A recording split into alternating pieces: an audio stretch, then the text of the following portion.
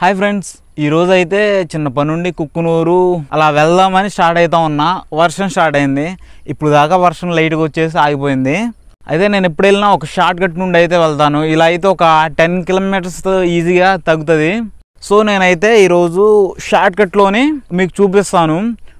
ఒక ఊరు నుండి అయితే వెళ్తాను. ఆ ఊరు ఎక్కడనో మీకు తెలిస్తే కామెంట్ చేయండి. నేను ఆ ఊరి పేరు వీడియో చివరిలో చెప్తాను.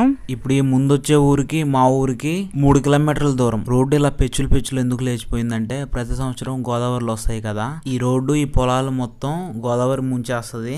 ఈ రోడ్డు అయితే కనీసం కనపడను కూడా కనపడదు. వర్షాకాలం అయితే మరీ దారుణంగా ఉంటది. ఈ ముప్పు మండలాల పరిస్థితి ఎటు వెళ్ళడానికి లేకుండా అన్ని రోడ్స్ బ్లాక్ చేస్తుంది గోదావరి. స్టార్టింగ్ లో ఈ చెట్టు ఇళ్ళని చూస్తుంటే మీరు గుర్తుపెట్టారా? ఈ ఊరు ఇందాక చెప్పాను కదా, ఈ ఊరి పేరు తెలిస్తే కామెంట్ చేయండి అని. ఈ ఊరి పేరు పూచిరాల. నేను చెప్పక ముందే మీలో ఎంత మంది గుర్తుపెట్టారు ఈ ఊరిని కామెంట్ చేయండి. ఇక్కడ నుండి ఒక 100 మీటర్స్ వెళ్తే ఆఫ్ రోడింగ్ స్టార్ట్ అవుతుంది. అక్కడ నుండి ఒక 500 మీటర్స్ వెళ్తే మన మెయిన్ రోడ్ వస్తుంది. మనకి 2 వాగులు కలుస్తాయి. ఈ ఆఫ్ రోడింగ్ లోనే 2 వాగులు కలుస్తాయి. ఇది చిన్న రైడ్ అయినా చాలా అడ్వెంచర్ గా ఉంటుంది.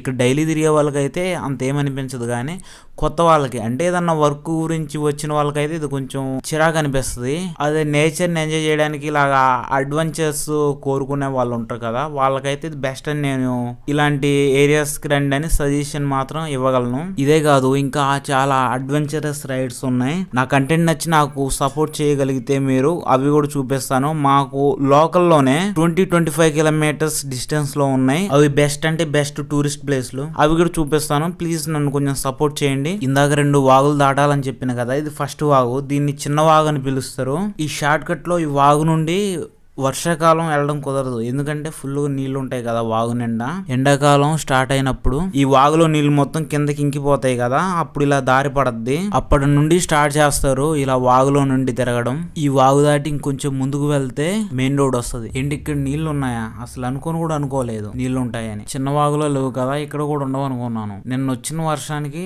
నీళ్లు పడ్డట్టున్నాయి వాగులో. ఇలా నీళ్ల నుండి దాటిచ్చేటప్పుడు బండి ఇంజిన్ ఆగకుండా సైలెన్సర్ మునగకుండా దాటించడానికి ట్రై చేయండి. ఎందుకంటే ఇంజిన్ ఆగిందంటే నీళ్లు సైలెన్సర్ గొట్టంలోకి వెళ్ళిపోతాయి. స్టార్టింగ్ ఇష్యూ వస్తుంది. అంటే బండి స్టార్ట్ అవ్వకోకుండా కొద్దిసేపు ఏడిపించేస్తుంది మనల్ని. ఇక్కడ రైట్ సైడ్ కొంచెం లోతు ఎక్కువ ఉన్నట్టుంది. లెఫ్ట్ సైడ్ నుండి ఎక్కిస్తాను. మెయిన్ రోడ్ అని చెప్పిన కదా, ఆ లైన్ గా తాడి చెట్లు కనబడుతున్నాయి కదా, అదే మెయిన్ రోడ్. స్ట్రైట్ గా ఇల్లు కనబడుతున్నాయి కదా రోడ్ అవతల, అది మధ్యగట్ట.